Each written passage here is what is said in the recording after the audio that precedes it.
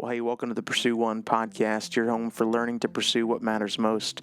Do me a big favor, whether you're watching this podcast on YouTube or you're listening to it on Stitcher, Spotify, or Google Play, or Apple, wherever you listen to your podcast, and leave a review and hit that subscribe button.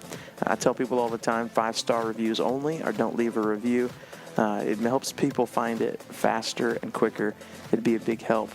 Well, if you're local to our area, on August 15th, we're hosting our second annual Sportsman's Banquet. We're in South Central Illinois. We're giving away a lot of guns that night, a lot of really great stuff. We're only selling 400 tickets, and tickets are going really quick. So make sure you head over to our social and check that out. Purchase a ticket over at Eventbrite and grab one. It'd be a great night for you to be here.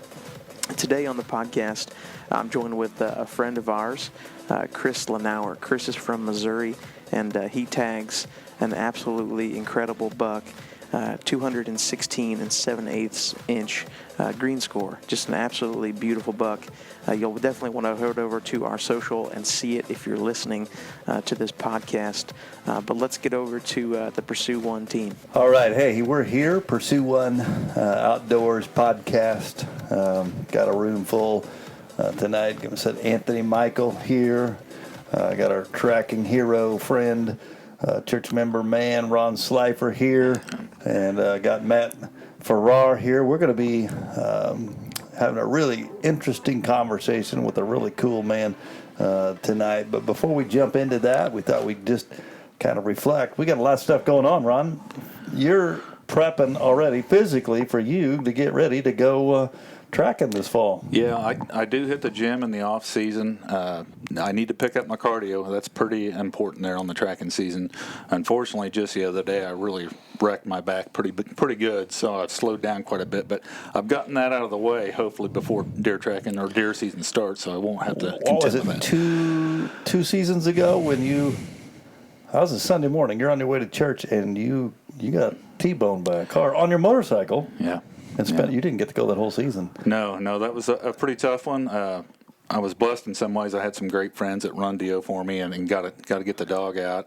I was really let down during that time, of course, but had a lot of hunters did call and ask for advice. We helped some hunters over the phone and stuff. So it did work out, but it was a long process to get back on the road. Well, it looks like you're probably a little further advanced than you were then. You didn't look so good then, but no.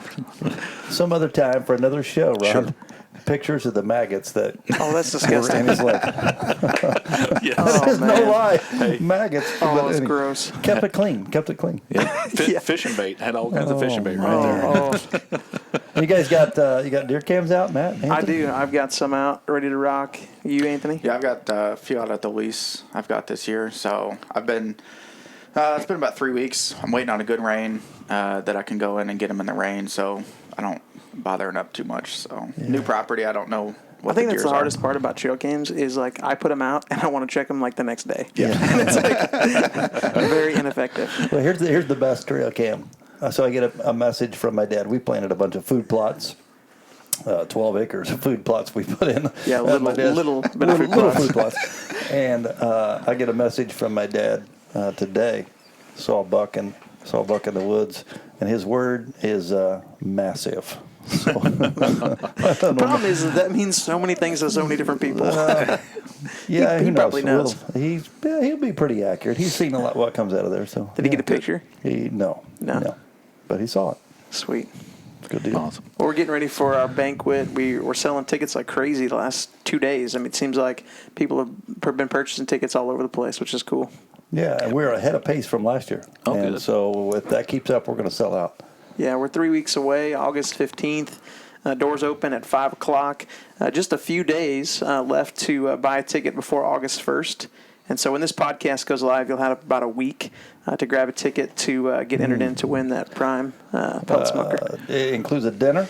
Ticket includes a dinner. It includes entrance in all the giveaways. We don't sell raffles or anything. I think there's a couple of maybe vendors are going to have a raffle or something you can get in, but we don't. So the tickets just turned around. We don't make any money on this. It's not a fundraiser deal. So all of the entries for the giveaways, and we're hoping for 7,500, 8,500 worth of giveaways. And then Britt Jill, Yep. Brittany Jill. Brittany Going to be on to open things up. Ron's going to give us an awesome presentation. Hopefully entertain and educate. Oh, entertain won't be a problem. I will have probably some footage and some pictures. I do share a lot on Facebook, but I do have some that I haven't shared that I'll show that night. Never seen before. Yep, never Pretty seen before. Pretty awesome footage. I've seen some of it. Yep, and pretty it's crazy. Really educational. It'll really open your eyes up to some stuff. Yeah, that's great. And then Don Higgins is going to be recapping some stories for us. He was here last year, and local guy. Man, he is. He's a big buck hunter. Oh, man. And he's going to tell us a few secrets. And he's got a kind of an interesting twist to his story that he wants to share with us, which is pretty neat. Yeah. And then Jeff Danker. We had a podcast interview with him the other day that we'll release after the banquet, but you're going to like this guy. Yeah. Is hardcore the right way to say it? Yeah. I mean, I don't know. It's a Well, I'm not- Underestimated. I don't want to oversell, but Intense. yeah, we were having some audio issues, and I was afraid. I was afraid he's going to come through the phone. He was really nice, but I can't. This is the truth. Mike Dicka is what I was thinking. I'm talking to Mike Dicka. He's like, love Jesus and love deer hunting, and don't mess with him. Yeah, that's very true. passionate. Oh man, it's going to be good. He's going to Yeah. be really good. Yeah. So Well, hey, good stuff. let's get to the podcast and give Chris a call. Okay. Good. Well, hey, Chris, thanks for taking some time to hang out with us. No problem. Looking forward to it. Well, why don't you start off by just telling us a little bit about who you are and what you do for a living? All right. I turned 54 yesterday. Happy birthday. Grew up in.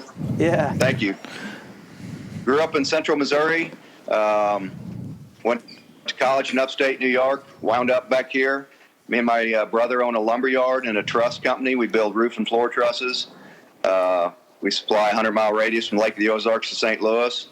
Got about 75 employees. Got a lot of really good people who work for me. I'm unbelievably fortunate.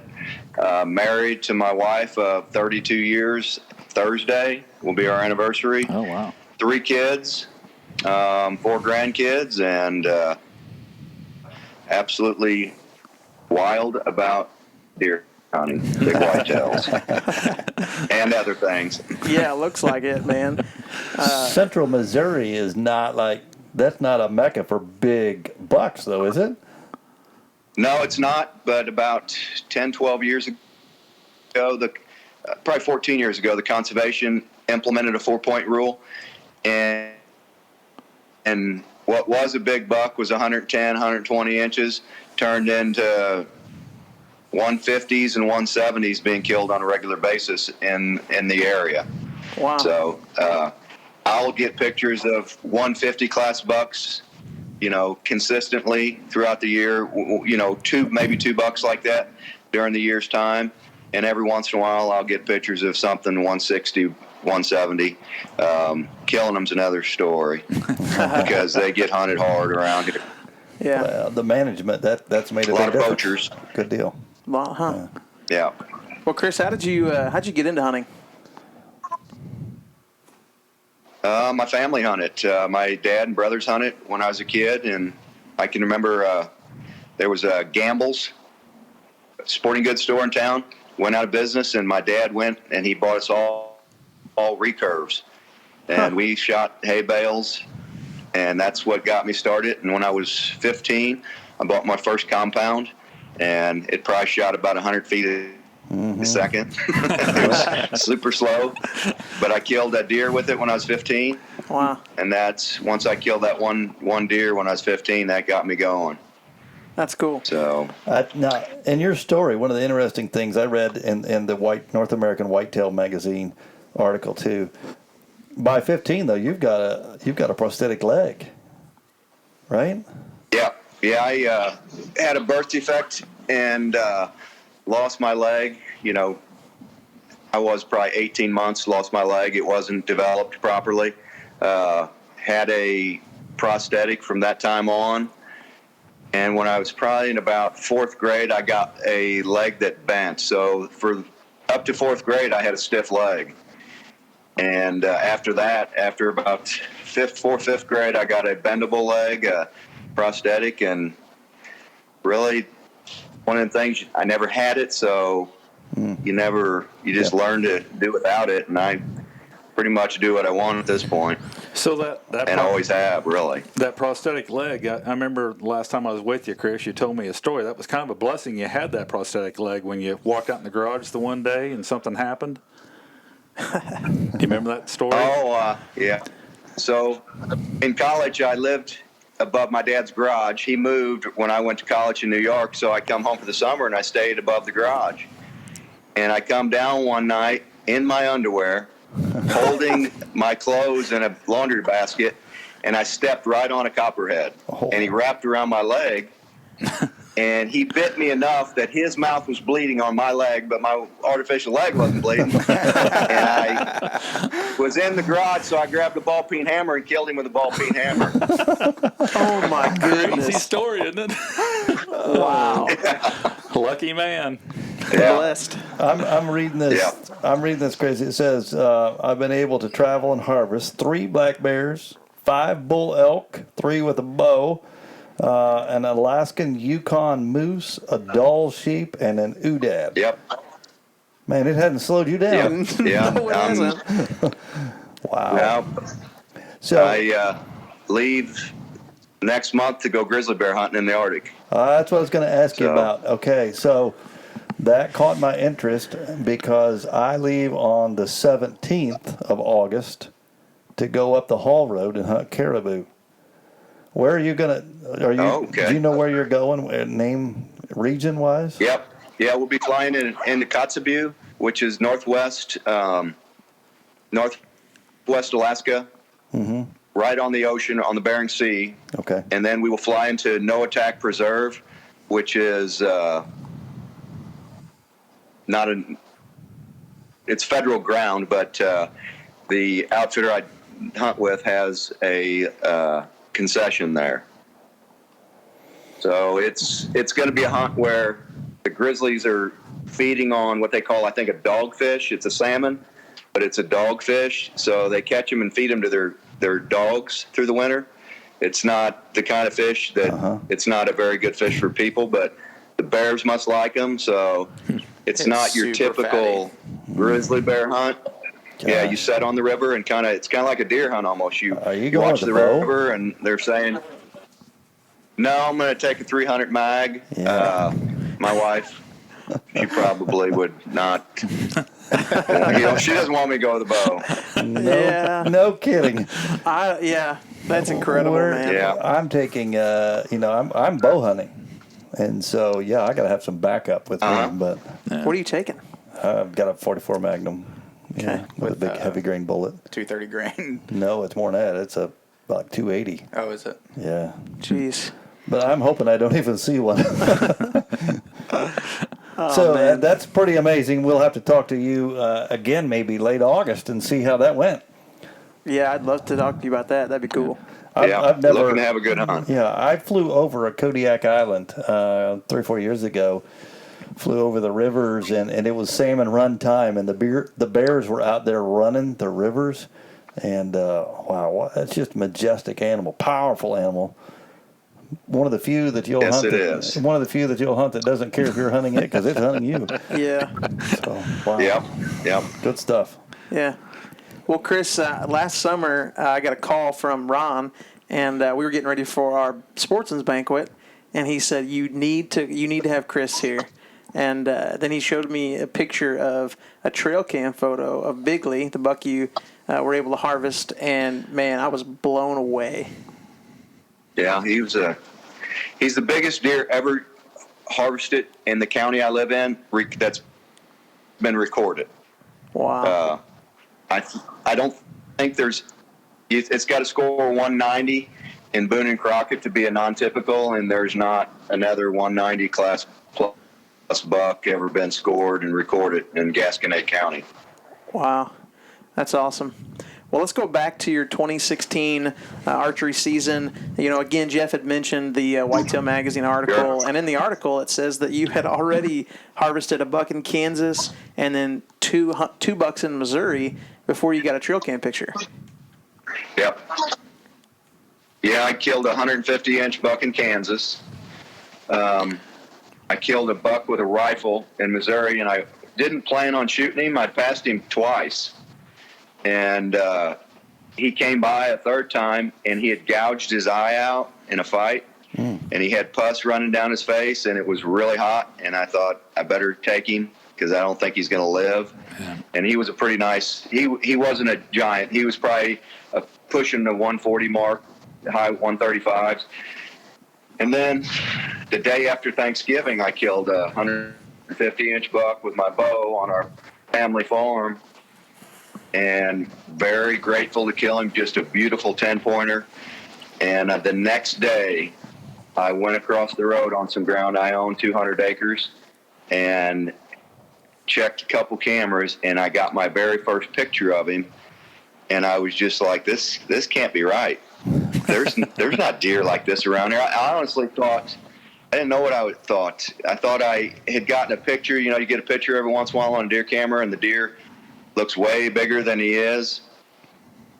And I've never had any look that big. At that point, at that point, I went and got every camera I had and put them around a couple wheat fields I had planted.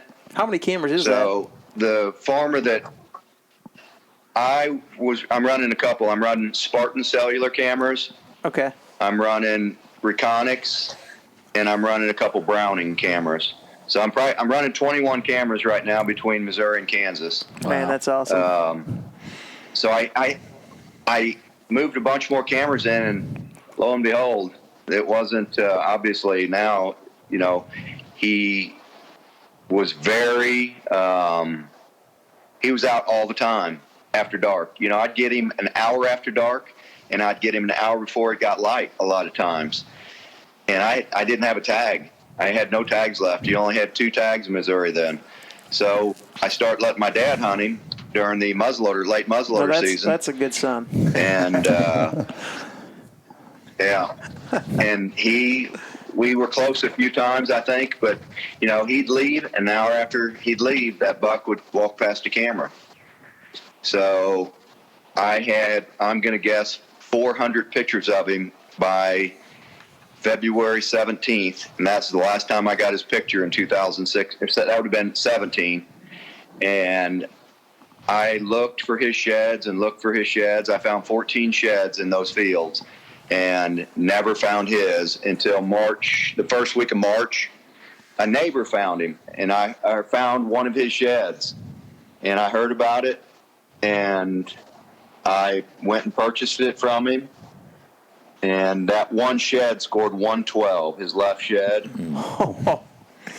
Oh my. And at that point, I got permission to hunt 20 acres, a little 20-acre tract in that kind of area, 2 miles from my property. So he was moving 2 miles from my farm to another property that had alfalfa, a lot of alfalfa for dairy cattle. So, Chris, do you live in a small town? Yeah, there's 2,500 people in Owensville. So, did 2,500 people know about him? That was the unfortunate thing. One of my family members got one picture of him, and it went viral. Oh, I bet. And perfect. Now they're out of the family, but yeah. So I was. At that point, no one knew I was getting pictures of him in 2017. I didn't tell anybody. I think that's the thing about like trail cameras in general is they're a great tool, but the problem is that they get posted on social media and blown out. Yeah. But before you move any further, Chris, on this story, I want to ask you a question about this buck. You said he was traveling 2 miles. Most of what I've always thought and learned was that particularly these big guys, they don't do that. They stay in a small area, and that's why they live so long. But 2 miles is a long way. Yeah. Well, I've got a friend who's an outfitter in Kansas, but he lives here in Missouri, and he's killed 4 bucks over 200 inches. Wow. And he's the one that told me about Ron, I should call Ron and hook up with Ron. But he'll tell you once some of these giants get to 7, they get they get kind of less. They just start moving, looking to breed more, and they kind of lose their mind a little bit and make themselves susceptible for a hunter sometimes. Not all of them, I guess, but there's a guy who I know of that's killed, I think he's got 20 bucks over 170, and the majority of them are with a bow. Wow. So That's incredible. He knows his deer, and he's one of the few people, him and a outfitter out of Alaska, that I have a lot of respect for. I was sending him the pictures, and between those two, they kind of talked me off a few walls I bet. over that period of time, because I didn't sleep a lot, to the point my wife was it was starting to bug my wife because I wasn't sleeping. Even like in the summertime, I wasn't sleeping. I'd wake up at 3 a.m. and be thinking about this deer because I'm getting pictures of him in 2017 from May all the way up to the time I killed him. And it just very fortunate. So backing up, how did he get his name? So I was watching the presidential elections, and Donald Trump would say, Bigley, we're going to win Bigley. And I was like, that sounds like the name I want to name my deer. You should have called him Hoot. So, Donald Trump named my deer. Donald Trump named your deer. You're the only person in America that can say that, I think. I doubt it. Maybe not. Yeah. Maybe not. Oh, that's awesome. So you purchased the shed from the adjacent landowner, and what happens after that? You put out cameras and you start getting trail cam pictures, right? Exactly. The day turkey season was ending, I spoke to this one landowner, and I told him I had to be honest with him, and I knew him pretty well, and he told me he would not tell anyone because he didn't want the people coming to asking him to hunt, and he didn't want to have poachers trying to spotlight his field. So I went in there and hung a cellular camera, and I hung, if you can imagine, there was a fence line that I thought he was walking between my property and his, looking at Google Maps, and I took 4 cameras and I strung them in a line to where I thought if he walks that 100 acres on that fence row, maybe I'll get a picture of him. And then I put a trophy rock out with a cell cam on it on a logging road right there too, and that's getting his picture. He would stop, and he found that trophy rock and start hitting that trophy rock. And the first time I got his picture, I believe, was the 5th of May. And he probably had 16 inches on his head. And at that point, all the other bucks I had pictures of, they had 3 inches. And then I got his picture on the 25th of May. No, I take that back, on the 3rd of June. I got his picture on the 3rd of June. And he already had his dagger coming off his head, and it was probably 5-6 inches long.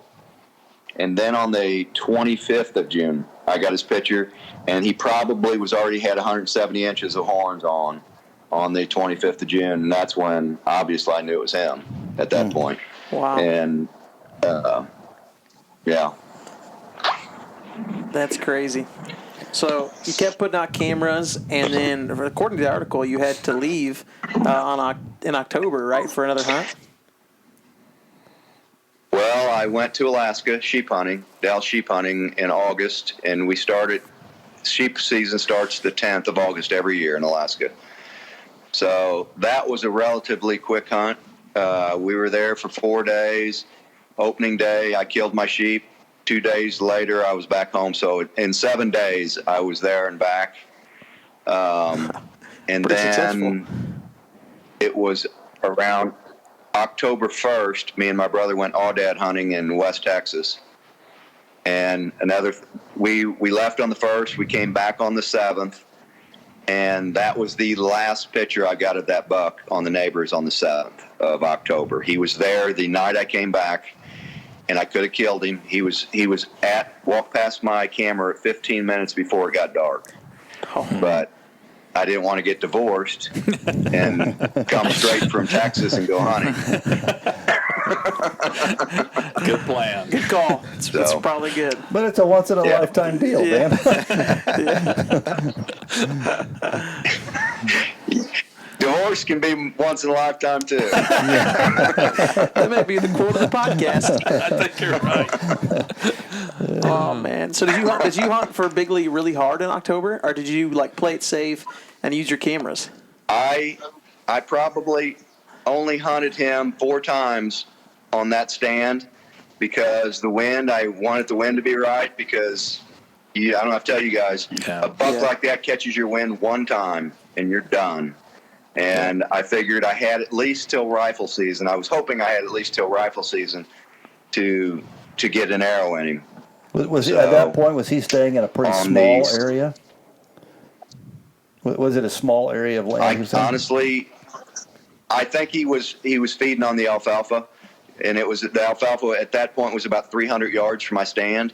So I think he was staging up in the woods by me, but he wasn't coming my direction every time. You know, a deer, you take 60 acres of alfalfa, he might enter that field 10 different spots. He's not going to do it in the same spot.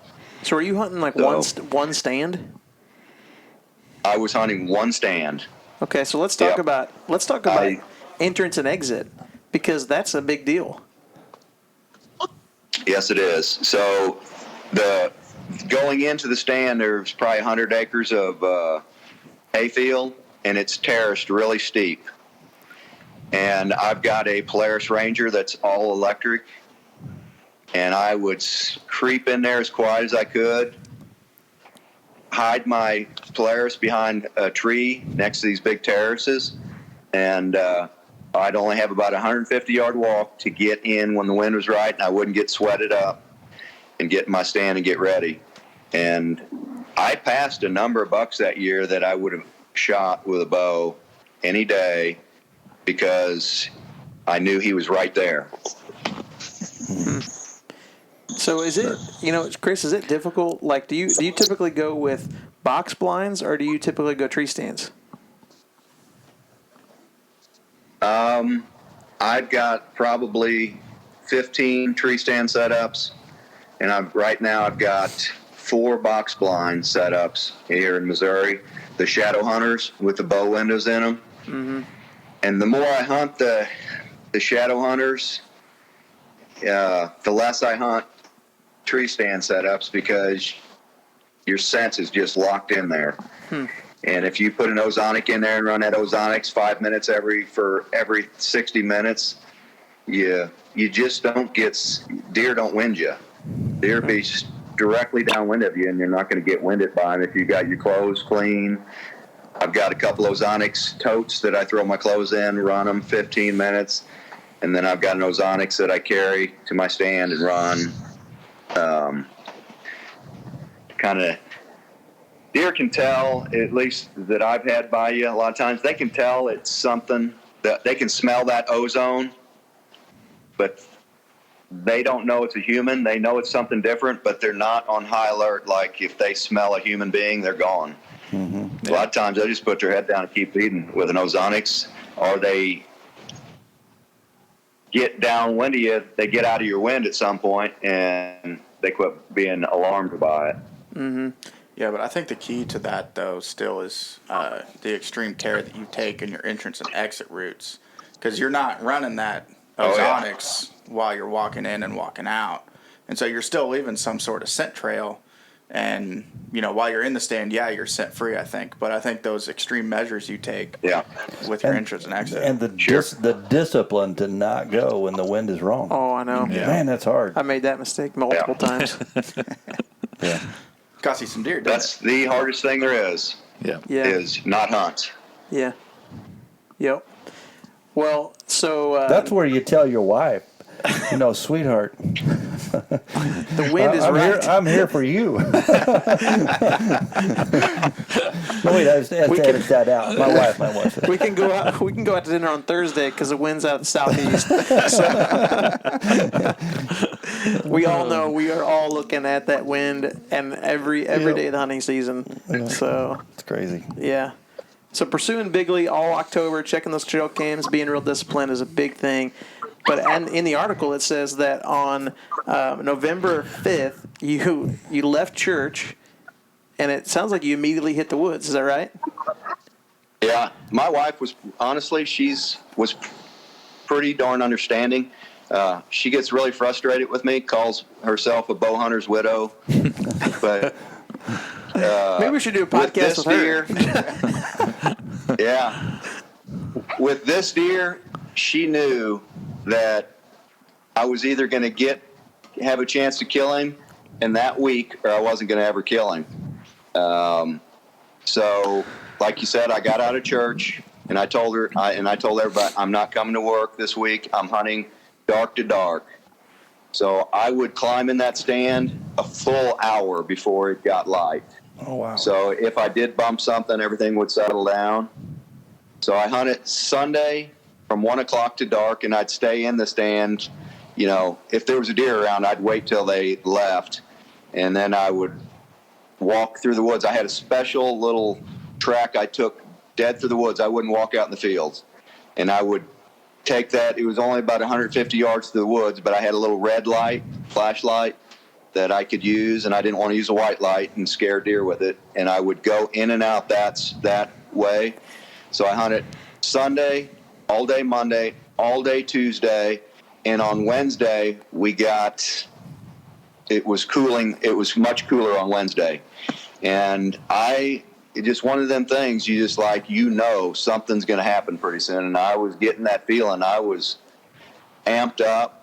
And you think after hunting, you sit in the stand all day long like that, it wears on you somewhat. But when it's the peak of the rut and you're seeing bucks, 5-6 bucks during the day, and sometimes straight up noon, I don't get worn down. I get the opposite. I get amped up.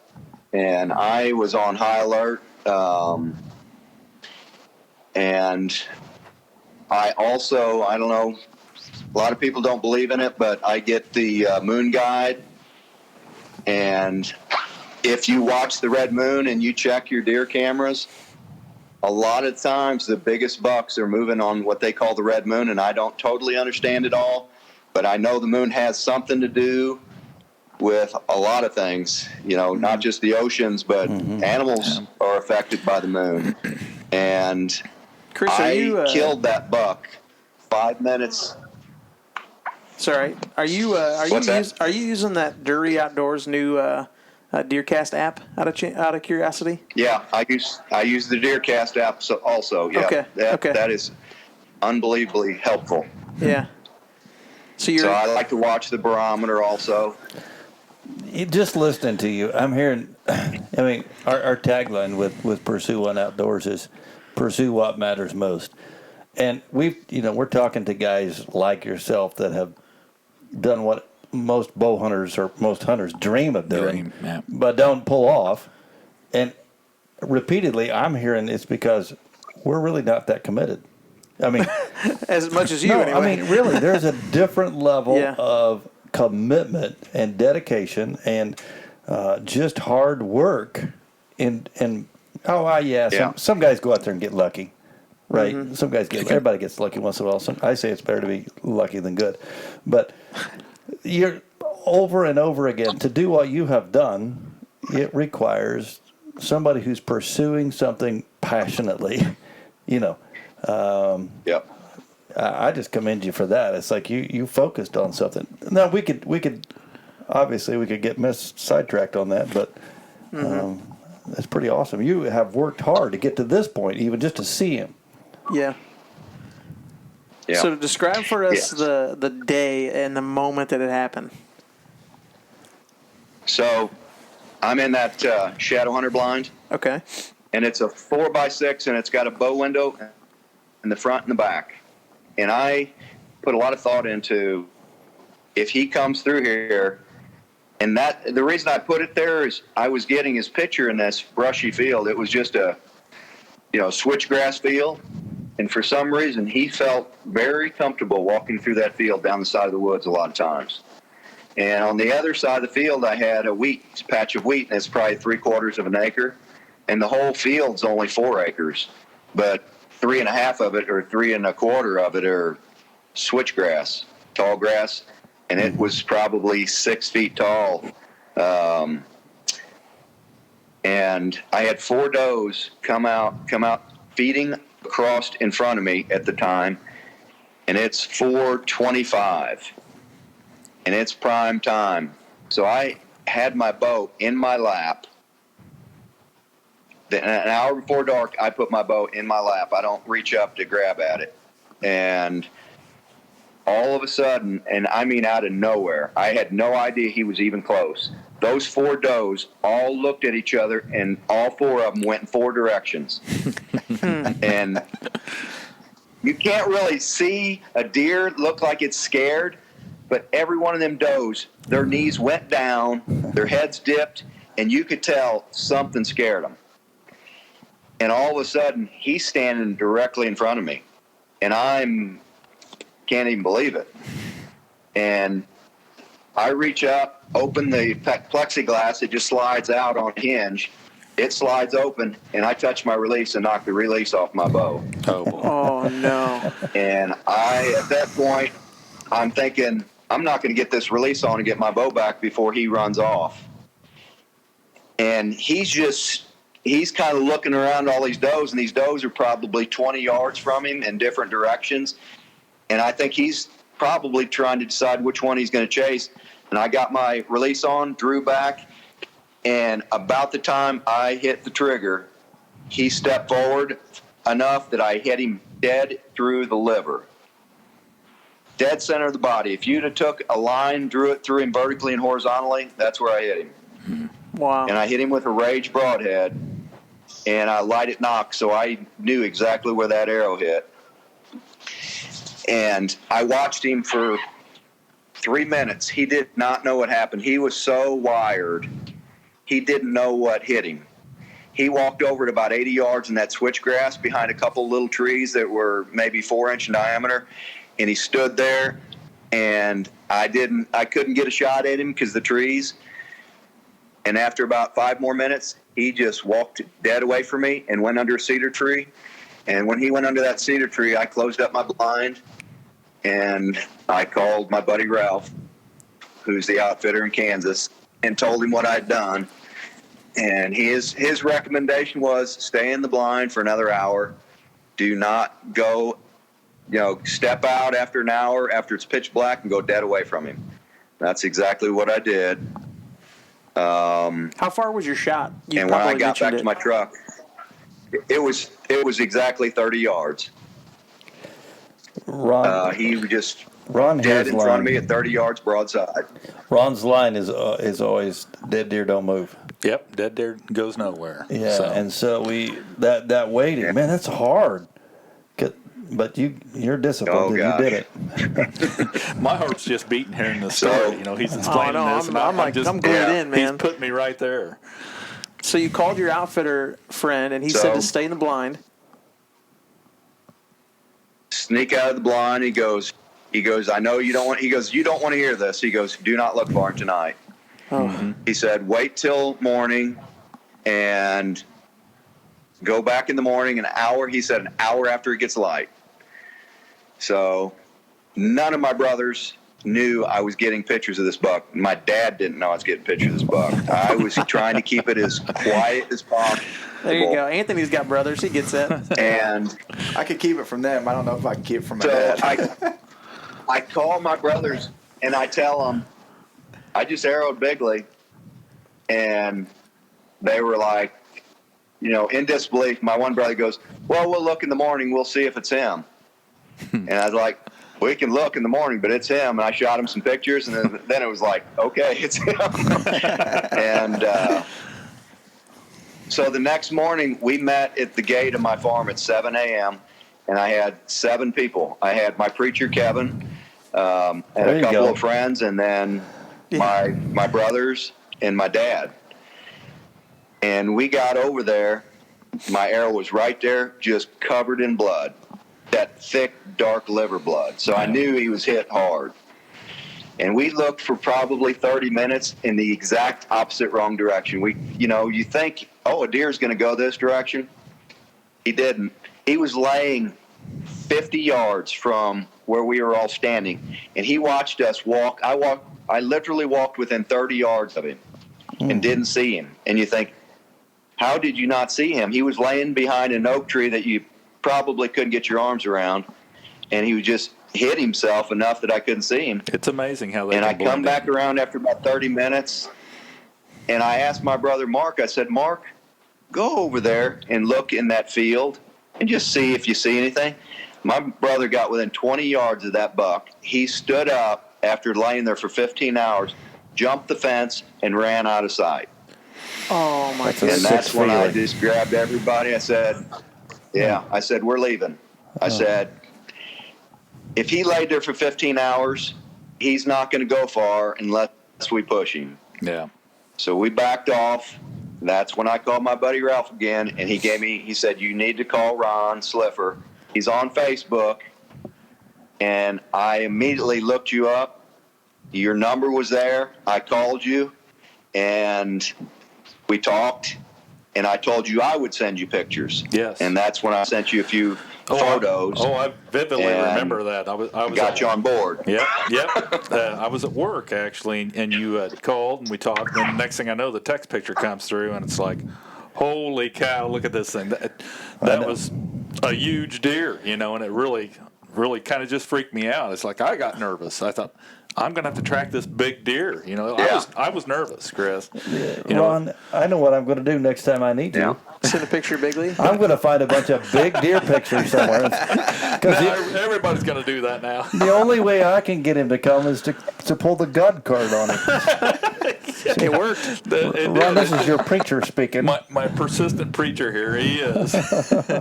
You need to help. God told me so.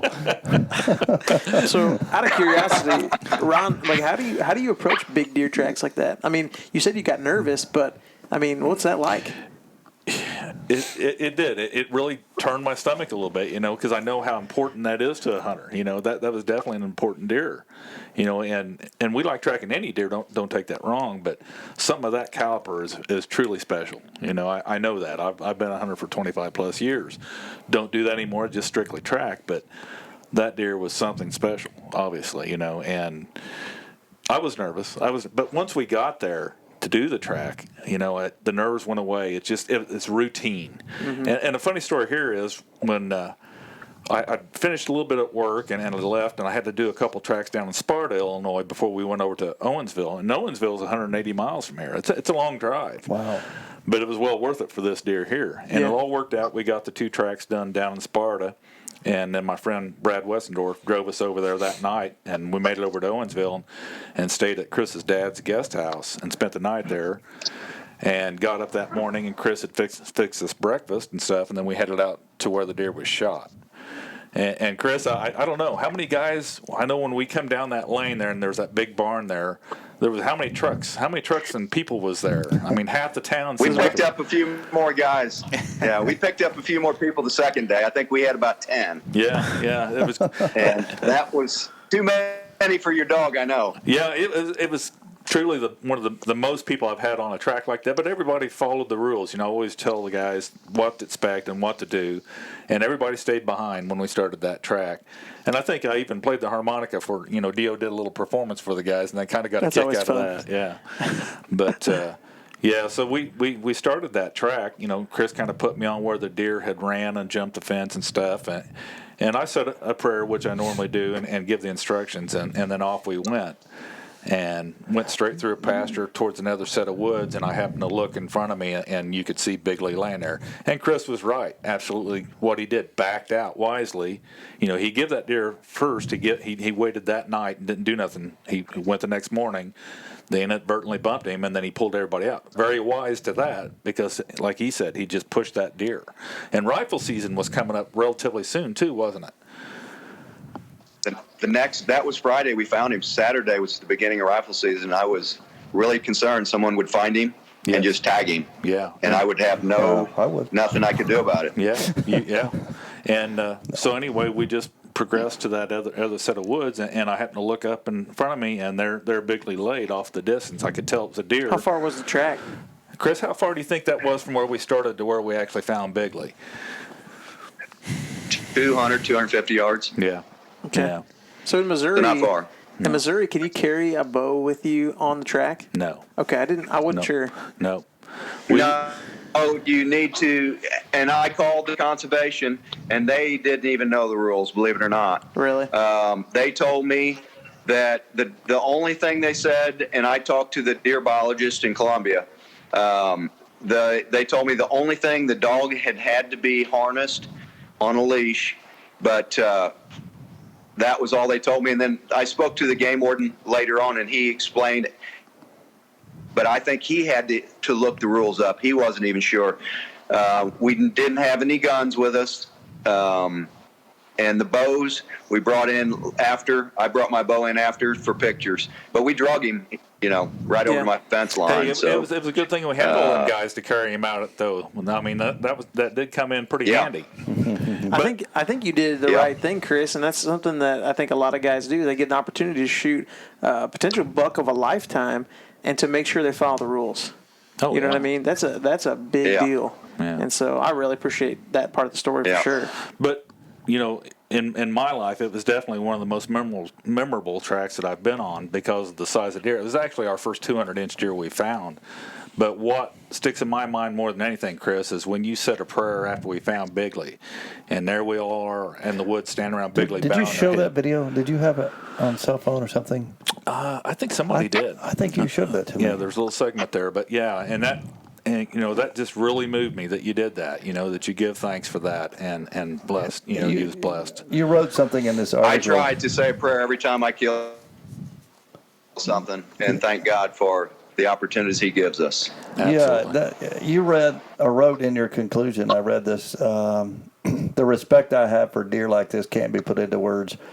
I'm blessed to live in a country where I can pursue my dreams, and I feel I should never take that freedom for granted. Can you elaborate on that thought for just a moment? Yeah, I think a lot of people take things for granted. I know I have over the years, but the older I get, the more I appreciate, my family, my kids, my wife, and just the ability. If I want to get up and do something, I can go to California tomorrow. I can go to New York or wherever, and it's very rare you find countries that you're capable of doing that. Either they want to keep you in or keep you out, and we're very fortunate to live in this country and have the freedoms we want. Yeah, appreciate that a lot. Yeah, that's pretty cool. Well, you guys got anything else for Chris? Hey, watch out for the grizzly bears, man. For real. I hope you get a big one. I'll show you guys one last thing. What's your goal on that grizzly, by the way? How big? Just a big mature. I'll be happy with a mature grizzly bear. I think it's important to shoot mature animals. Yeah. But here's a picture my niece painted of me and my dad. Awesome. That's a cool picture. I've seen that. That's in the magazine. Yep, that's a picture from the magazine, I believe. Yeah, if you're watching the YouTube channel, we'll post it on the video as well. Yeah, we'll put up the picture. Yeah. Awesome. All right. Well, Chris, good luck hunting grizzlies. Be safe. And we look forward to having you back on the podcast, and let's talk about grizzly bear hunting. I can't wait to do that. All right. Thanks, guys. Thanks, Chris. Thanks, Chris. Chris. Take care. Have a great evening. Hey, you too. Well, that'll do it for today's podcast with Chris from Missouri. Incredible story. I hope that you learned a few things during this podcast. There's a lot of things that I picked up on. One being the fact that when Chris was going after Bigley, he passed multiple bucks that he says he would have shot. But he kept being persistent, and he kept pursuing what he wanted to pursue. He kept pursuing his goal of harvesting Bigley. The second thing that I noticed is that when he made that shot that wasn't lethal, at least at first, and it happens to all of us, he backed out, and he waited. And then he made sure that he did it legally. He called the game warden. He made sure that everything was on the up and up, and he pursued it with integrity. That's a really big deal. I hope you'll leave a review wherever you're listening to this podcast. You'll hit that subscribe button. You'll leave a comment. Again, that helps other people find our content. I also hope that you'll remember that at Pursue One Outdoors, we want to pursue what matters most.